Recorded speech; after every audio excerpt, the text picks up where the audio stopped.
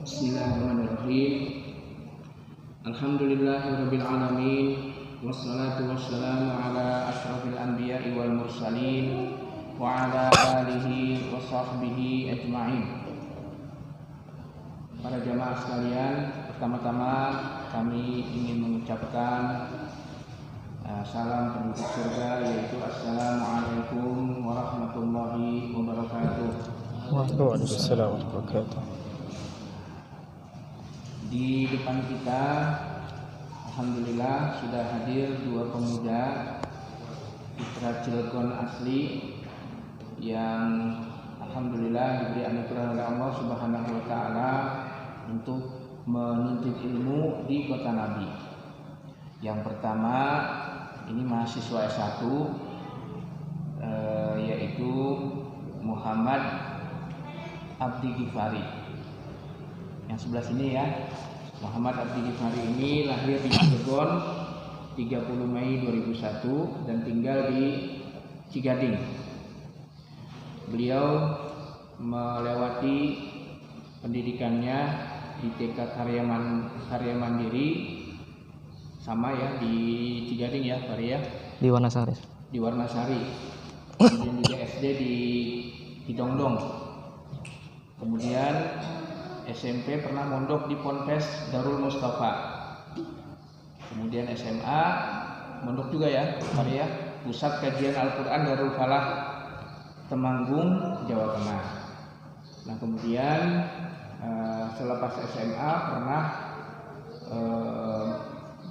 belajar bahasa Arab ya di sebuah institusi di Bekasi ya. Yes.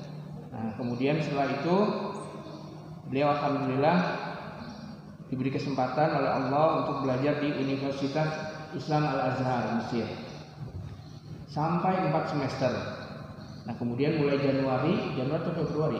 Januari 2024 itu masuk Fakultas Hadis Jamiah Islam Madinah, Saudi Arabia. Nanti detailnya kita adakan tanya jawab ya bersama beliau dan juga bersama Akmal. Dan untuk Akmal, beliau ini warga BBS 2, dulu pernah belajar di TK Syuhada di BBS 3 ya.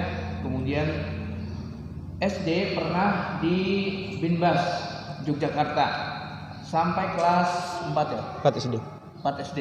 Iya, sampai kelas 4 SD, kemudian pindah ke Cilegon kembali ya, ke SD YPWKS 1. YPWKS 1. Ya. Nah, kemudian melanjutkan ke SMP YPWKS juga. Dan SMA KS di Cilegon juga. Nah, setelah selesai SMA itu pernah mondok di Al-Furqon Gresik selama kurang lebih 1 tahun ya. 1 tahun setengah. Jadi intinya masa muda beliau ini dihabiskan di Cilegon ya, alhamdulillah. Jadi bapak-bapak dan ibu-ibu sekalian, kalau tahu ya latar belakang guru-guru kita, Ustadz Dr. Firanda, Ustadz Dr. Syafiq, ada Ustadz Arifin Badri. Mereka ini guru-guru kita yang sering memberikan nasihat untuk umat. Mereka ini hafizahumullah pernah mengenyam kuliah di Jamiah Islam Madinah. Dan alhamdulillah ternyata enggak cuma beliau-beliau saja, putra-putra Cilegon pun ada yang diberikan anugerah oleh Allah Subhanahu wa taala untuk kuliah di tempat yang sama dengan guru-guru kita tersebut. Nah, ini merupakan anugerah dari Allah, dan anugerah ini tentu saja ingin kita sharing kepada pemuda-pemuda Cilegon yang punya obsesi ya kuliah di Jamiah Islam Madinah, yang nanti pada gilirannya setelah mereka lulus ya mereka ada ya semacam tanggung jawab moral begitu, ingin mendakwahi dakwah tauhid, dakwah sunnah di tanah kelahiran mereka. Baik, kita langsung aja ya tanya jawab. Saya sudah menyiapkan beberapa pertanyaan di sini. Mudah-mudahan nanti Fahri dan Akmal bisa lebih memberikan penjelasan lebih rinci tentang situasi belajar di Timur Tengah. Adapun nanti kalau misalnya kurang rinci, bapak-bapak, ibu-ibu atau mas-mas ini karena ada beberapa muda barangkali juga tertarik belajar di Madinah, nanti bisa langsung ya tanya kepada Ustadz Fahri dan Ustadz Akmal. Baik, Muhammad Abdi Ghifari ini kuliahnya di Fakultas Hadis ya. Tapi sebelum itu kan kuliah di Al Azhar ya Mesir ya. Itu gimana tuh proses pendaftaran ke Al Azhar Mesir?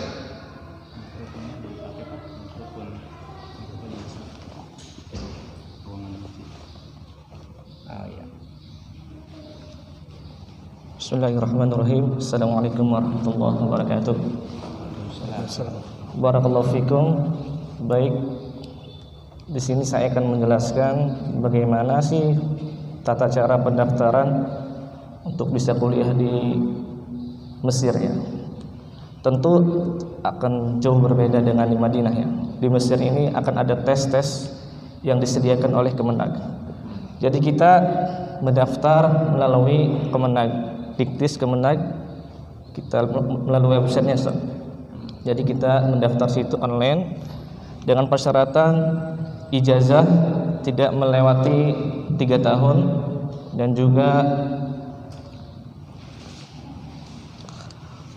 foto 4x6 gitu.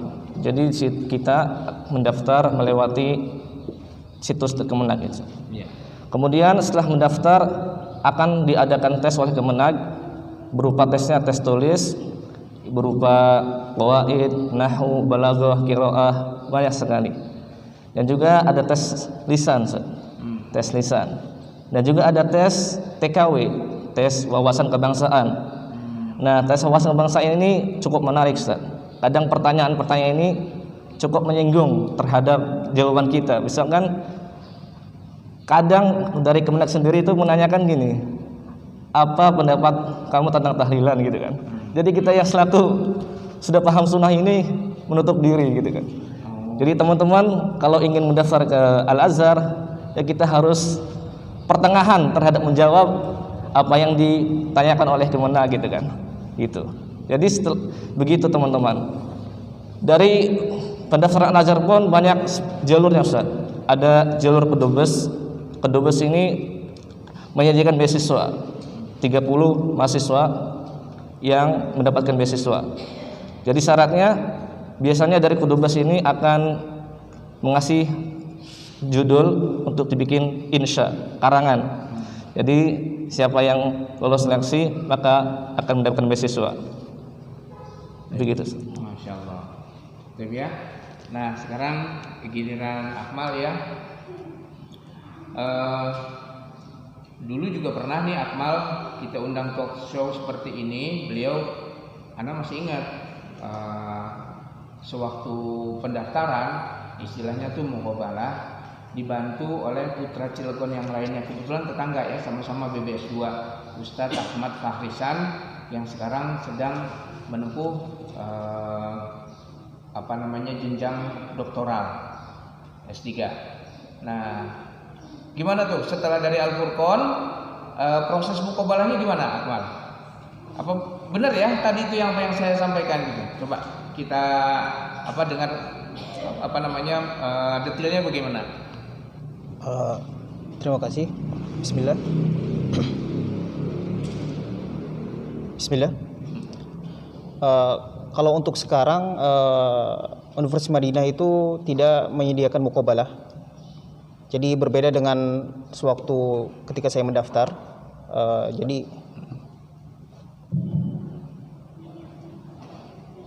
Jadi pada tahun saya mendaftar sekitar tahun 2015 itu masih ada yang namanya muqabalah.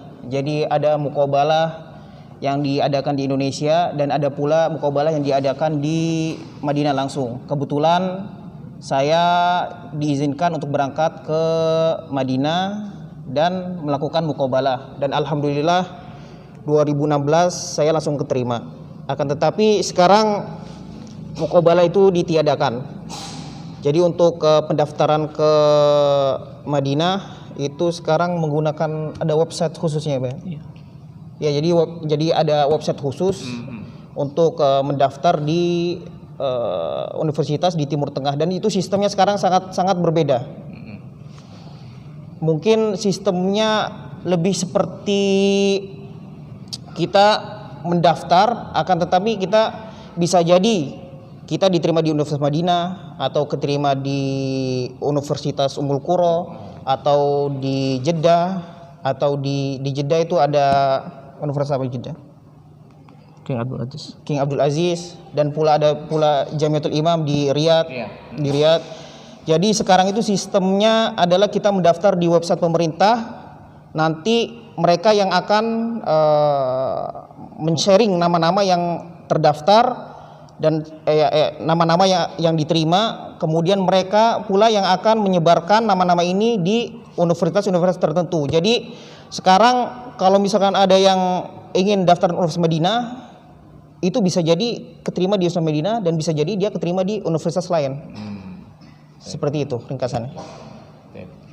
Jadi kan kalau dulu itu kita bertemu langsung, bertatap muka dengan syekh yang diutus dari Universitas Islam Madinah. Itu yang dulu antum alami gitu ya?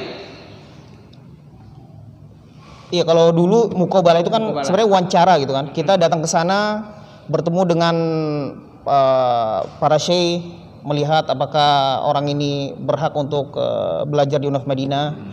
Akan tetapi sekarang muqabalah itu tidak ada untuk sekarang. Terus kalau masalah tazkiyah itu apa masih dibutuhkan rekomendasi misalnya dari ustadz-ustadz yang ada di sini atau lembaga yang diakui oleh jamiah di sana, itu masih berlaku nggak rekomendasi atau tazkiyah? Kalau tazkiyah Kalau tazkiyah itu memang merupakan persyaratan yang wajib, Ustaz. Dari dua tokoh atau dua lembaga. Boleh tokoh agama seperti ustaz atau syekh, atau lembaga Kemenag, MUI itu. Jadi wajib untuk diupload. Terus antum waktu itu dapat rekomendasi dari siapa tazkiyah? Dulu anak mendaftar di UIM itu prosesnya 4 tahun ya. Jadi anak daftar di tahun 2019, ikut muqabalah juga di sana bersama Ustadz Fakhrisan. Itu anak rekomendasi dari Kemenag sama MUI. Qadarullah tidak diterima gitu kan. Kemudian daftar lagi di tahun 2020 sama tidak diterima juga. Tahun 2021 sama juga kayak nggak diterima. Sampai tahun 2022 anak mendaftar, itu anak daftar di Mesir. Anak daftar di Mesir, dapat rekomendasi dari Syekh Ana langsung di Mesir. Syekh Al-Azhar. Bukan, Syekh yang Salafi. Syekh yang Salafi. Anak langsung minta beliau rekomendasi, kemudian tambah lagi minta rekomendasi dari Ustadz Fakhrisan. Jadi dua ya? Jadi dua. Oh, dari Ustadz Fakhrisan juga? Iya. Itu nggak masalah, bukan artinya kan beliau bukan orang pemerintahan, bukan orang umpamanya dari lembaga keagamaan seperti MUI gitu. Tidak masalah, Ustaz. Nggak masalah ya? Al-muhim tokoh agama. Masya Allah. Lebih-lebih yang terkenal oleh dari pihak UIM sendiri, itu insya Allah lebih berpengaruh. Baik. Nah ini siapa namanya Akmal, ini kan antum lebih banyak pendidikan umum, artinya kan TK, SD, SMP, SMA, belajar agama yang berbasis agamanya hanya setahun setengah. Nah itu gimana? Waktu pertama kali tertarik untuk mendaftar di Universitas Islam Madinah? Kebetulan ketika saya di tahun 2014 saya berada di Pondok Al Furqan, yang mana saya waktu itu sedang belajar sedikit ilmu agama, dan di sana bertemu dengan beberapa teman yang kebetulan mereka mengajak saya untuk mendaftar di universitas ini. Maka dari situ saya apa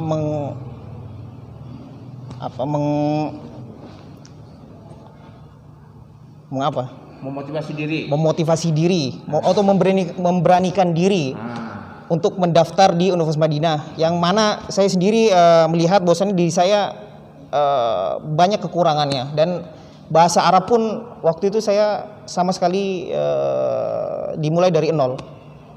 Artinya bahasa Arab sama sekali tidak ada basic bahasa Arab. Terus bagaimana waktu bertemu dengan Syekh yang istilahnya itu yang diberikan tanggung jawab muqabalah itu? Nah, kebetulan waktu itu saya ditemani oleh Ustadz Fahrizan yang sekarang sedang menempuh S3. Ketika saya melakukan muqabalah dengan Syekh di sana, langsung di Madinah. Langsung di Madinah. Syekh menanyakan langsung dengan bahasa Arab, dibantu dengan Fahrizan yang menerjemahkan kepada saya. Kemudian saya menjawab dengan bahasa Indonesia. Masya Allah. Dan alhamdulillah dengan taufik Allah saya diberikan kesempatan untuk belajar di sana. Waktu itu rekomendasinya dari siapa, Akmal? Tazkiyahnya? Kebetulan waktu itu saya ada 2 rekomendasi. Satu rekomendasi dari Kementerian Agama, satu lagi dari wali kota waktu itu, Pak Iman. Masya Allah. Terus yang antum tahu nih, seberapa besar pengaruh tazkiyah? Maksudnya untuk menentukan diterima atau tidaknya itu seberapa besar sih pengaruhnya gitu? Yang antum tahu aja. Kebetulan kalau untuk chance bahwasannya tazkiyah ini memiliki chance yang besar untuk menilai bahwasannya orang ini bisa diterima atau tidak, kebetulan saya tidak tahu. Iya, baik. Iya. Baik. Jadi waktu itu sama sekali nol, boleh dibilang nol ya, kemampuan bahasa Arab. Tanya jawab pun itu dibantu oleh Ustadz Fahrizan ya. Sama sekali nol. Masya Allah. Jadi intinya gini ya jamaah, jangan putus semangat. Walaupun basicnya itu umum, ya bisa jadi keterima di Universitas Islam Madinah. Masya Allah. Baik ya. Nah sekarang kita kembali ke Fari, karena kan kita tahu ya situasi kondisi Al-Azhar dengan Madinah. Begitu pula kurikulum tentu saja berbeda ya. Kalau suasana belajar di Al-Azhar tuh gimana? Termasuk juga kurikulumnya. Nah, seperti apa gitu? Baik, Ustaz. Untuk suasana belajar di Al-Azhar itu ada 2 program. Jadi ada program formal, ada non-formal. Kalau formal kan itu kita belajar di kuliah. Anak akan bahas pendidikan formal dulu Ustaz ya. Kalau di Al-Azhar itu teman-teman jangan aneh ya. Karena di Al-Azhar itu tidak ada absensi di kelas. Tidak ada tugas, tidak ada skripsi. Jadi mahasiswa itu boleh masuk atau tidak. Jadi kadang mahasiswa itu kadang masuk untuk ujian aja Ustaz. Ada. Kadang juga ada yang sibuk belajar, ada. Kadang juga ya ada yang malas-malasan lah begitu. Jadi begitu Ustaz, tidak ada absensi, tidak ada skripsi, tidak ada tugas. Dan juga ana nilai di Al-Azhar ini kitab kuliahnya itu memang berbobot Ustaz daripada di UIM. Karena kitabnya itu 300 halaman, 200 halaman, mungkin kalau di UIM bisa 70 halaman, 100 halaman itu kan. Jadi dari segi pelajaran memang Al-Azhar itu berbobot. Dan juga sistem di perkuliahan Al-Azhar itu hanya sistem muhadharah Ustaz. Jadi bayangin, mahasiswa yang diterima di Al-Azhar itu setiap tahunnya 1000 sampai 1500 Ustaz. Kalau sekiranya semuanya masuk kelas, pasti nggak muat. Jadi sistem Al-Azhar itu tidak diwajibkan untuk masuk kelas, gitu kan. Dan sistem muhadharah seperti syekh yang mengajarkan, kemudian thalibnya cuma mendengarkan saja. Dan memang sangat susah untuk dikenal oleh syekh itu. Karena saking banyaknya muridnya. Itu dari Indonesia, belum dari Malaysia dan lain-lainnya. Nah terus Anda pernah mendengar cerita bahwasanya ustadz-ustadz yang belajar di Al-Azhar itu nggak hanya menghabiskan waktu belajar di universitas, tapi juga apa yang disebut dengan mulazamah. Nah itu bagaimana itu? Nah, tadi Anda sudah menjelaskan pendidikan formal, sekarang non formal. Oke, iya. Non formal itu ada di Masjid Jami Al-Azhar dan juga ada di Majelis Masjid Talaki. Jadi Jami Al-Azhar sendiri menyediakan program-program yang mendukung untuk pelajaran kuliah, Ustaz. Ada juga madah-madah akidah, fikih. Jadi semuanya di sana itu lengkap. Beda dengan UM. Yang Anda rasakan tuh di Al-Azhar itu memang semua ilmu tuh ada, Ustaz. Ilmu alat, fikih, usul fikih, mustalahul hadis. Kalau di UM tuh, kalau di Madinah ya, memang sangat sulit ditemukan kalau seperti ilmu alat itu. Daurah-daurah itu. Kalau di Al-Azhar itu memang ada ditemukan. Jadi kita yang punya semangat untuk di Mesir itu memang harus ada dasar kemandirian, Ustaz. Iya. Kalau orangnya nggak mandiri, nggak bakal bisa untuk belajar di sana. Adapun teman-teman kita itu kan yang notabene paham salaf, Ustaz. Iya. Kadang mereka mencari masyayikh yang sesuai dengan manhaj mereka. Gitu. Misalnya siapa? Misalnya ada Syekh Ruslan, ada murid-muridnya juga yang banyak sekali. Syekh Itu jauh dari Kairo. sangat jauh, Ustaz. Dan juga situasi sekarang itu memang sangat mencekam ya. Karena di Mesir itu sangat sensitif dengan kerumunan, Ustaz. Perkumpulan-perkumpulan. Sehingga habis sholat jamaah itu masih tertutup. Tidak boleh ada kajian-kajian gitu kan. Anda di Mesir kajian dengan syekh yang notabene salaf itu memang sembunyi-sembunyi. Tidak terbuka gitu. Jadi kita masuk ke ruangan itu dua-dua agar tidak terjadi kecurigaan gitu kan. Jadi syekhnya pun dari keluar Kairo didatangkan, bukan kita yang ke syekh, tapi syekh yang datang sendiri. Oh gitu. Oke. Sekarang ke Akmal ya. Jadi sekarang ini Akmal sudah melanjutkan studinya di program Pascasarjana S2.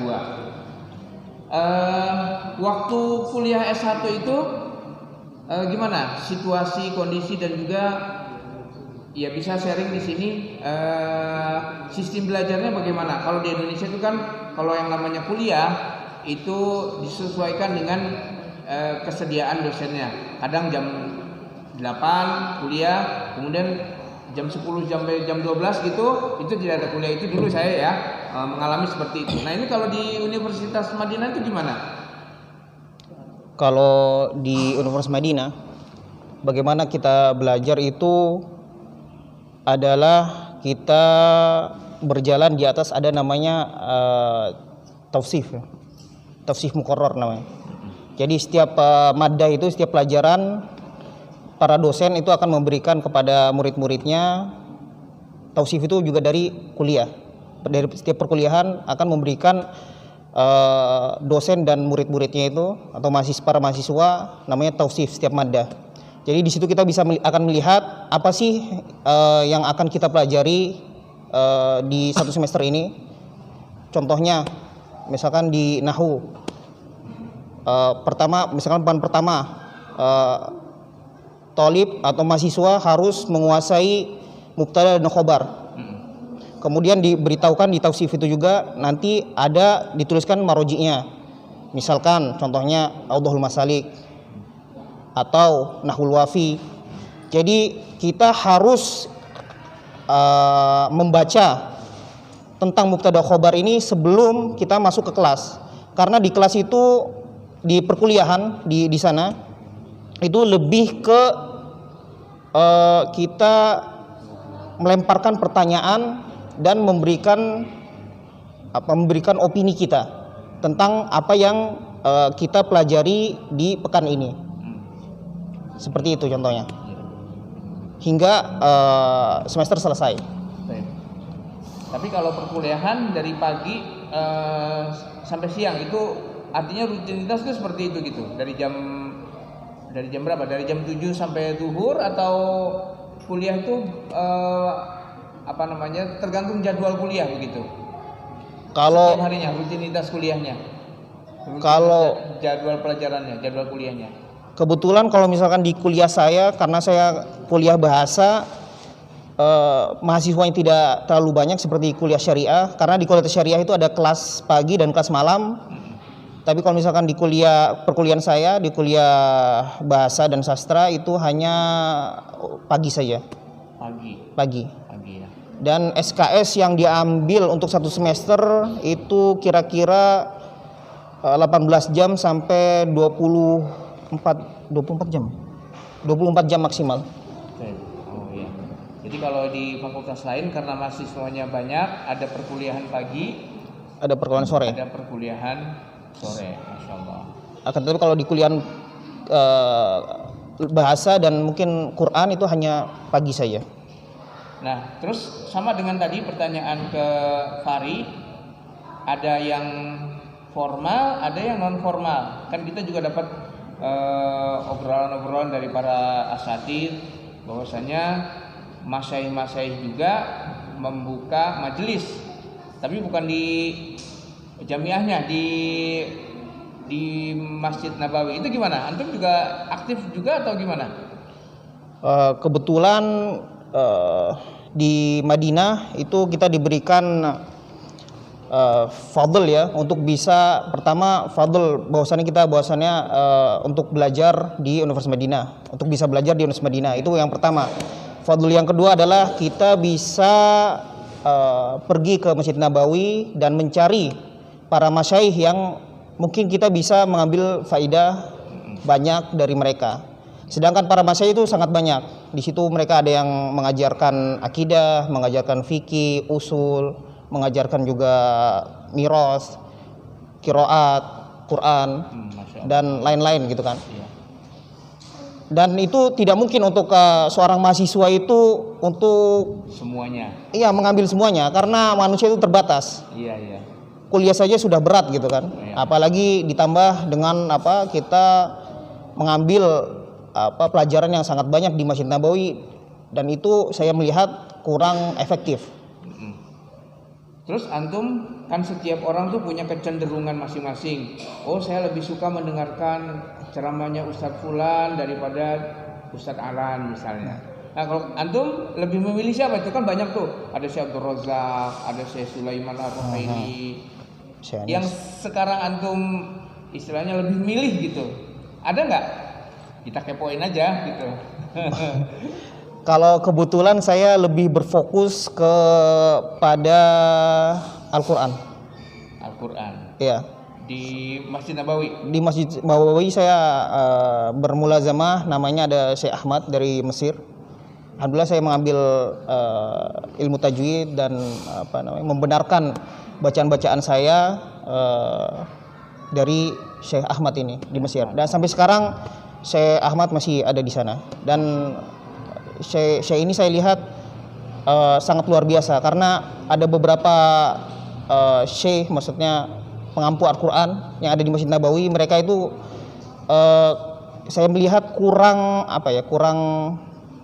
ihtimam, kurang memberikan ihtimam, memberikan perhatian lebih kepada murid-muridnya. Akan tetapi Syekh yang saya mulazamah kepada dia itu sangat memberikan sekali banyak ihtimam itu agar murid-muridnya itu ketika lulus dari situ walaupun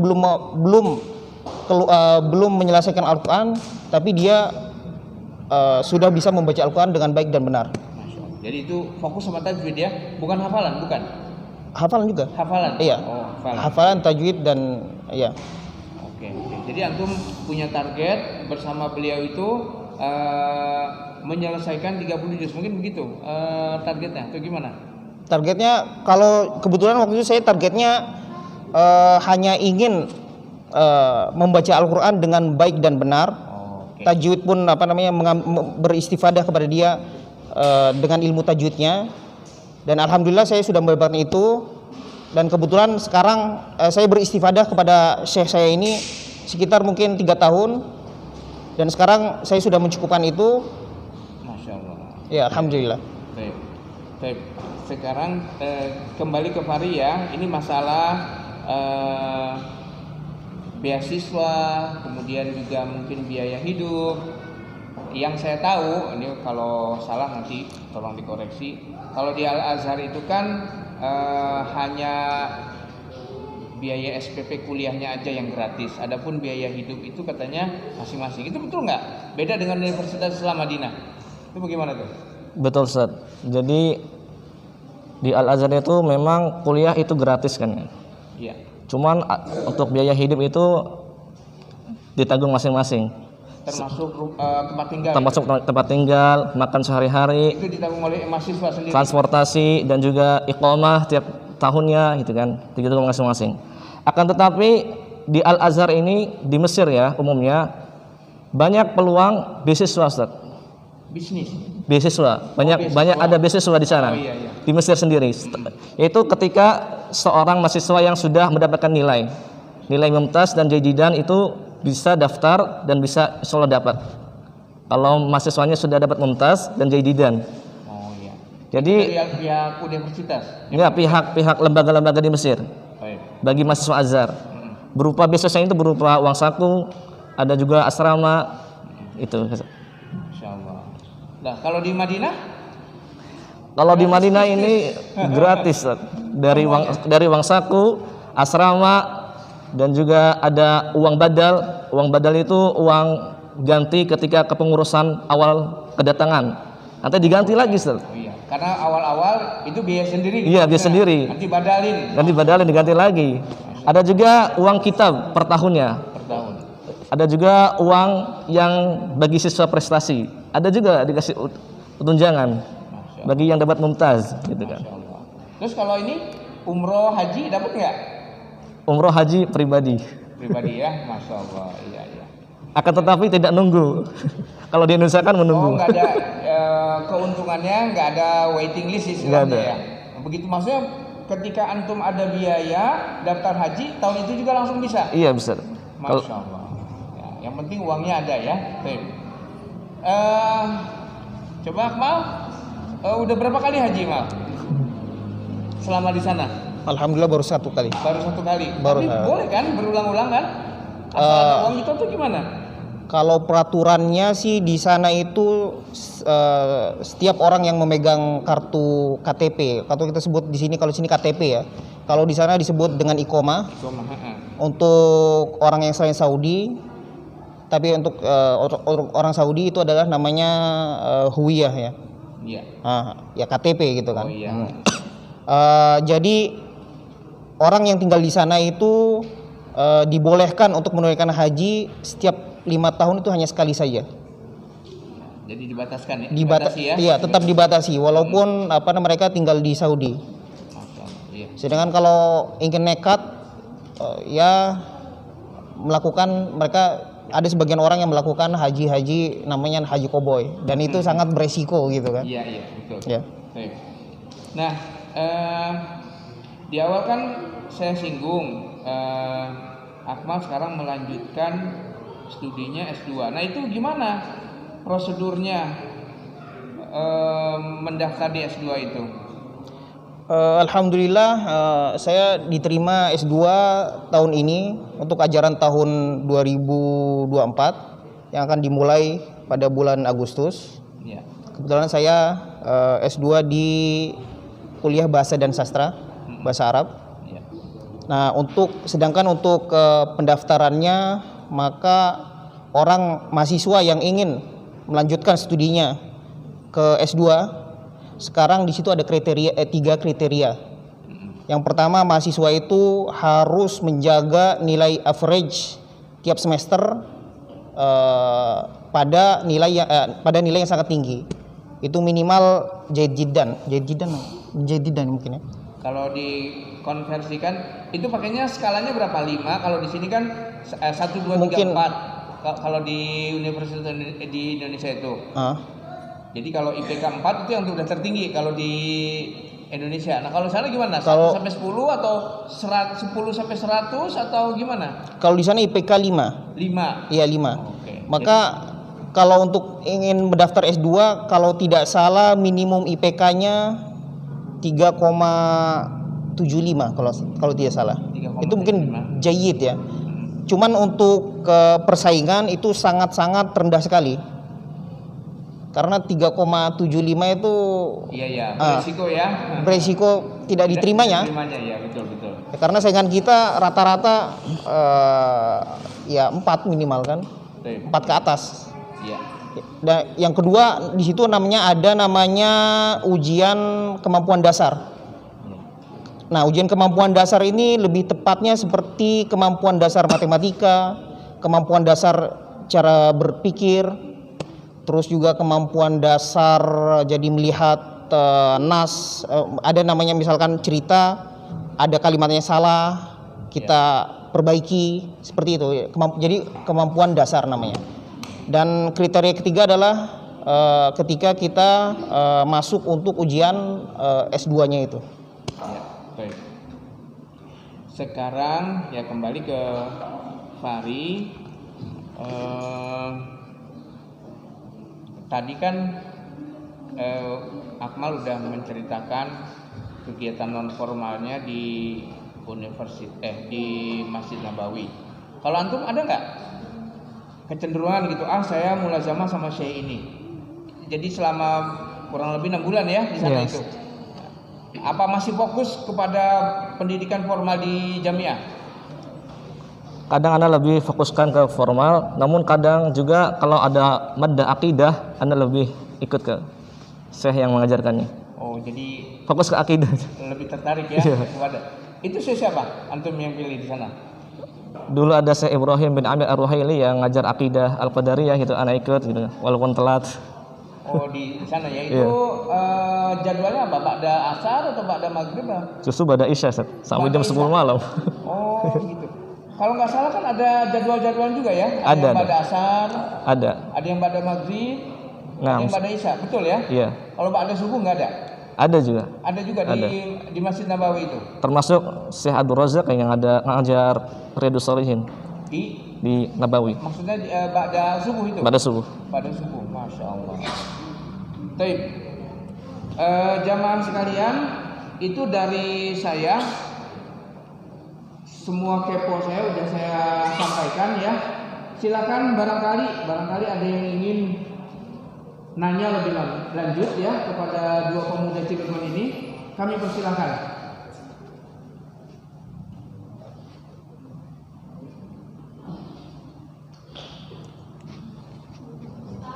Ya, silakan.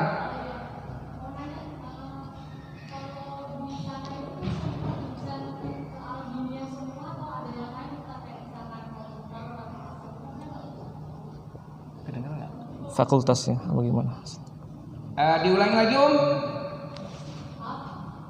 Agak kesini aja kali ya.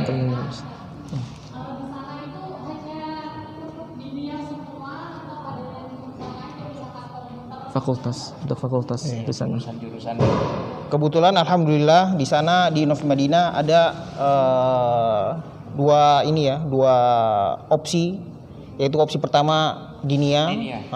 Yang seperti kita ketahui di sana ada kuliah Quran, kuliah hadis, kuliah syariah, kemudian kuliah usuluddin dan kuliah lughah. Nah, kuliah lughah ini sebenarnya tengah-tengah antara kuliah agama sama kuliah umum.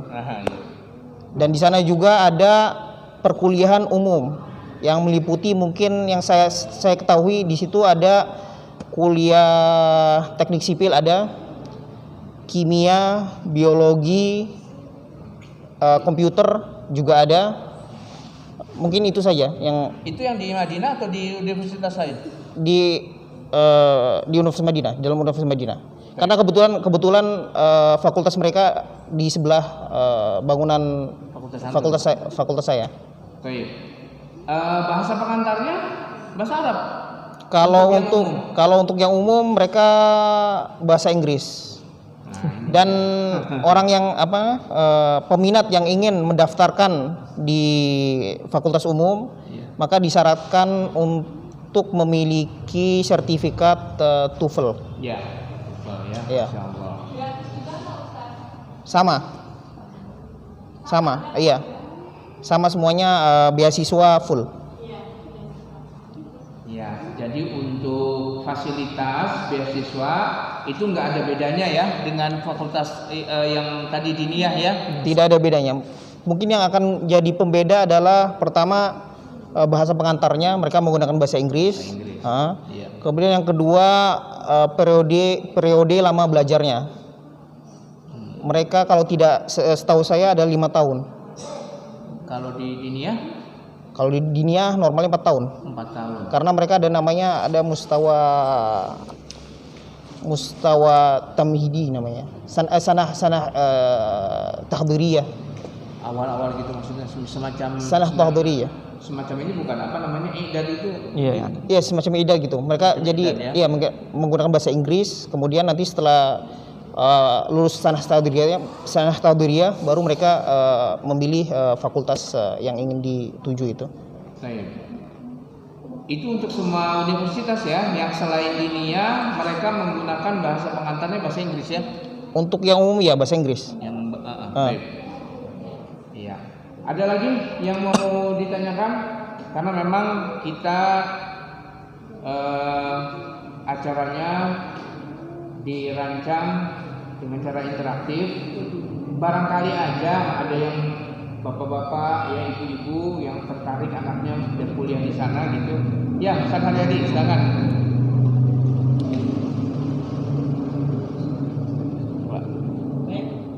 Kedengeran ya? Oh.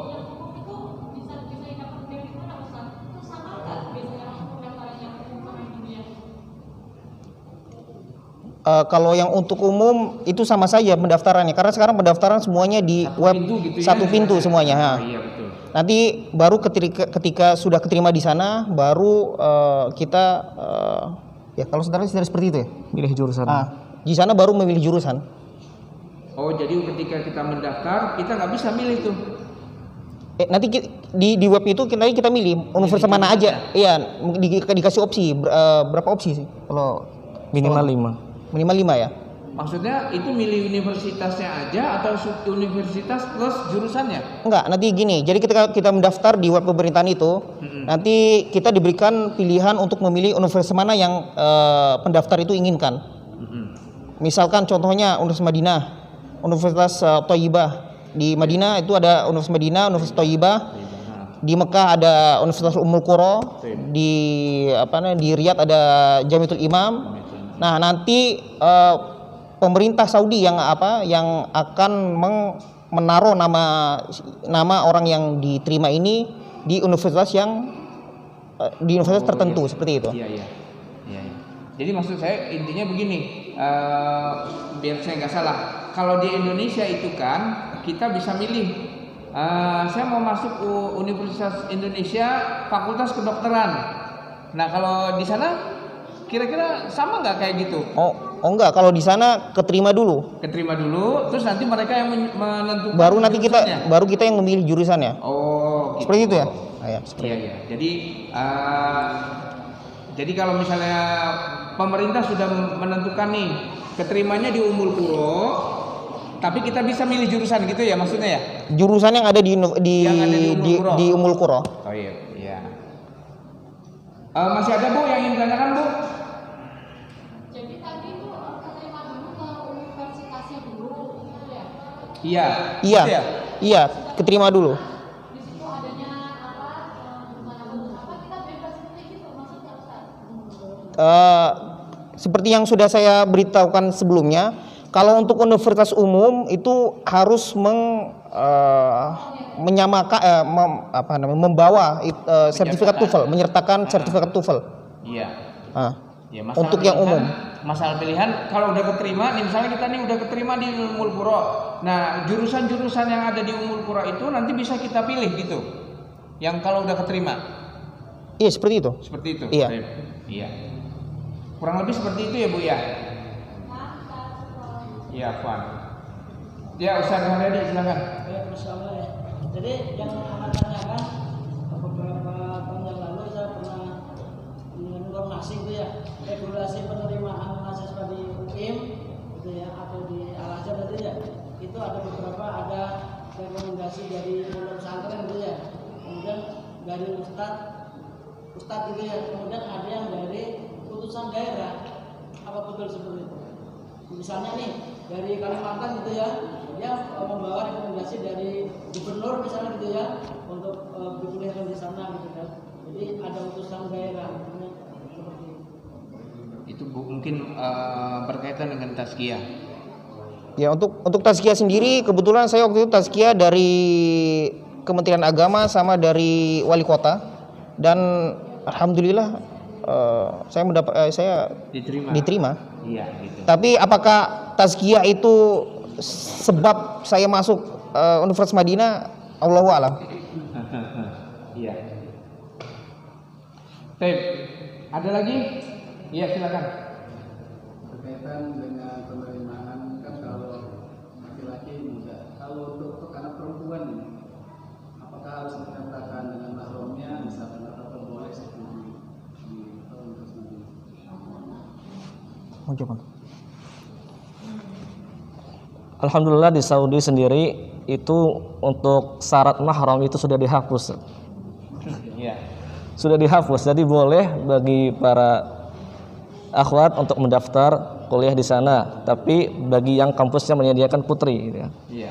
Kalau misalkan putri daftar di Madinah ya ditolak, nggak ada untuk putrinya. Universitas Madinah bagian syariah. Ada di UIM. Kalau Thayyibah ada, kalau di UIM memang nggak ada. Nggak ada. Untuk UIM itu belum ada katanya akhwat, tapi di Thayyibah ada yang akhwat. Ummul Qura ada. Ummul Qura ada. Ya. Ada beberapa akhwat yang mereka sedang belajar di universitas, iya, Akhwat Cilegon? Wah, tidak tahu, kurang tahu saya. Belum ada. Tapi ada beberapa akhwat Indonesia yang belajar di Universitas Thayyibah dan mereka juga memiliki suami di Universitas Madinah. Jadi masya Allah gitu, keduanya. Jadi intinya itu sudah nggak tahu ini keringanan atau enggak ya. Sudah tidak ada itu wajib mahram, gitu.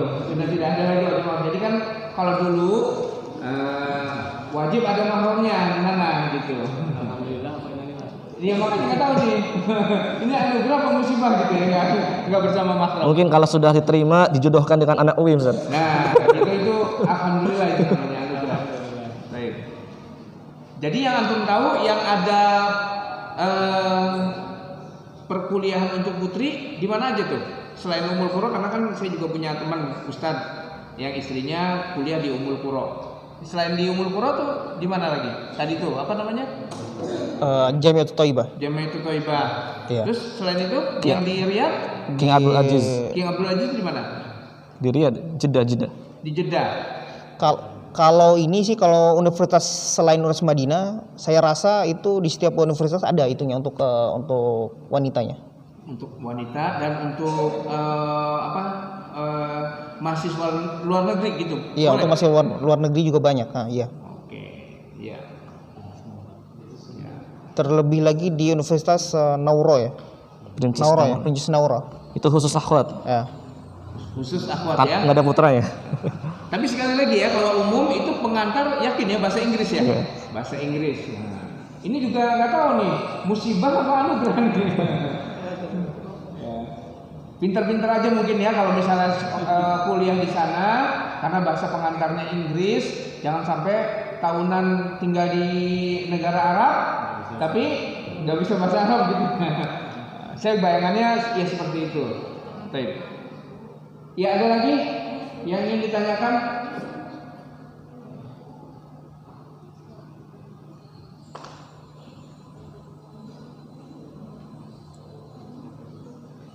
Udah lagi?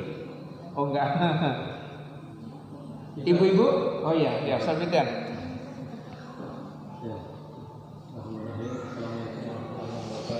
Waalaikumsalam.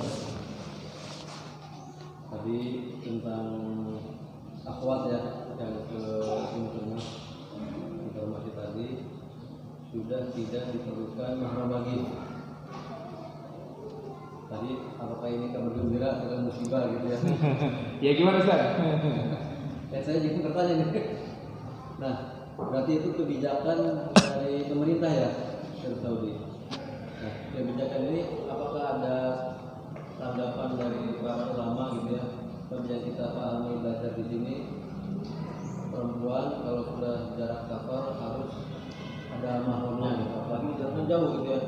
Ini Jakarta kadang-kadang menjadi perdebatan lagi gitu ya antara harus dan tidak gitu. Nah, ada nggak di situ mungkin diskusi menarik antara para ulama dan pemerintah sehingga kebijakan itu para ulama mengokekan gitu.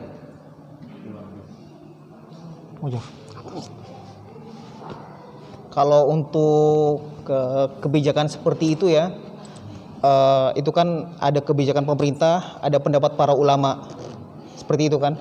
Sedangkan kalau misalkan kebijakan pemerintah itu sangat riskan sekali kalau seandainya ada orang yang mengkritisi.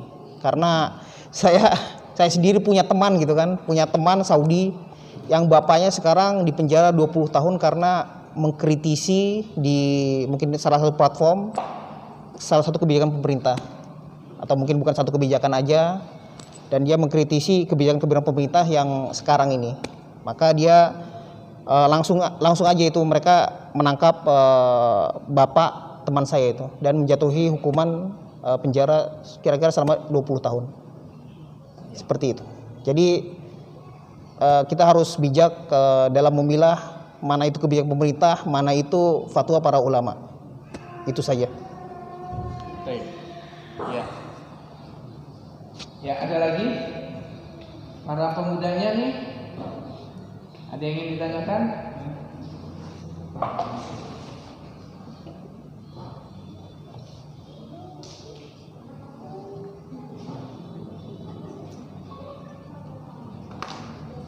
Ibu-ibu cukup ya? Baik. Insya Allah cukup. Informasinya sudah cukup detail. Tadi Fari sudah menjelaskan tentang situasi dan juga prosedur pendaftaran di Al-Azhar dengan trik-triknya tadi itu ya, jangan terlalu saklek katanya, karena pertanyaan itu agak-agak sedikit terkesan menjebak tadi itu katanya. Ditanya apa pendapat antum tentang tahlilan. Nah ini perlu siasat katanya, perlu ya jangan terlalu jangan terlalu jujur atau perlu diplomasi gitu ya, karena khawatir ini menjebak gitu ya. Kemudian sekarang ini katanya sistem pendaftaran di Universitas Islam Madinah itu sudah tidak ada lagi. Kalau dulu namanya muqabalah, syekhnya bertemu langsung. Nah sekarang semuanya dipusatkan di satu website. Bisa jadi ketika nanti anak-anak bapak atau anak-anak ibu itu mendaftar di UIM atau ingin mendaftar di salah satu universitas di Saudi Arabia, pengennya UIM malah dapat di Ummul Qura. Kurang lebih seperti itu kan ya? Ya. Atau mungkin di Jamiatul Imam di Riyadh, bisa jadi seperti itu katanya. Tapi kalau kata saya, ya alhamdulillah gitu masih di Saudi juga kan gitu ya. Karena kan kuliah di Saudi itu salah satu keuntungannya akses ke tanah haram itu gampang gitu ya nggak? Umroh, haji dibandingkan dengan Universitas Timur Tengah lainnya. Kurang lebih demikian. Mungkin ada Ustadz, Anda pernah dengar ya dari ucapan Ustadz Abu Yusuf Majafar. Beliau kan dekat dengan bagian ibadah ya. Katanya saingan di UIM itu melebihi 10.000 pelajar Indonesia. Iya. Itu Indonesia aja. Indonesia aja. 10.000 ya. Terus? Jadi Saran dari Ustadz Abu Yusuf, kalau mau kuliah di Saudi jangan prioritaskan UIM. Jadi harus yang awal itu Ummul Qura yang memang minoritas gitu Ustadz. Baik, ya itu tips ya. Nah, jadi jangan terlalu ngarep gitu dengan UIM gitu ya. Nah, jadi kalau misalnya diterima di mana aja, udahlah alhamdulillah masih Saudi, masih beasiswa, masih full, gratis tis ya, masya Allah. Tip. Jadi itu tadi kesimpulan dari anak. Ini anak udah janji sama Ustadz Akmal untuk memberikan kesempatan, memberikan tasjid, motivasi, encouragement kalau kata bahasa Solonya. Silakan Ustadz Akmal berikan motivasi kepada pemuda-pemuda Cilegon nih. Nah, apa harapan antum untuk pemuda Cilegon? Harapan saya dimanapun kita berada itu kita niatkan kita ikhlaskan niat kita untuk belajar agama dimanapun kita berada. Walaupun itu tidak di Madinah secara khusus, kita ikhlaskan niat kita untuk benar-benar menuntut ilmu. Nah, setelah itu insya Allah Allah akan memberikan kemudahan untuk kita di dalam menuntut ilmu agama itu. Itu saja. Baik, ya. Ikhlas ya, simple tapi ini butuh perjuangan ya, Masya Allah. Demikian Bapak-bapak dan Ibu-ibu sekalian yang dimuliakan oleh Allah, apa yang bisa kami sampaikan. Dan dari Lajnah Dakwah seperti biasa kami punya beberapa agenda. Salah satunya adalah tablik akbar bersama Ustadz kita Ustadz Badrus Salam hafizahullah taala. Mudah-mudahan gak ada halangan lagi, beliau bisa berkunjung ke sini dan mengadakan seperti biasa safari dakwah ya, di Cilegon dan Anyer dan juga Serang, dan juga beberapa agenda lain ya. Insya Allah ada kajian parenting bersama Ustadz Abdul Khalik ya, kemungkinan bulan Juli. Tapi demikian saja kita akhiri pertemuan kita dengan doa kafaratul majelis. Subhanakallahumma wa bihamdika asyhadu an la ilaha illa anta astaghfiruka wa atubu ilaik.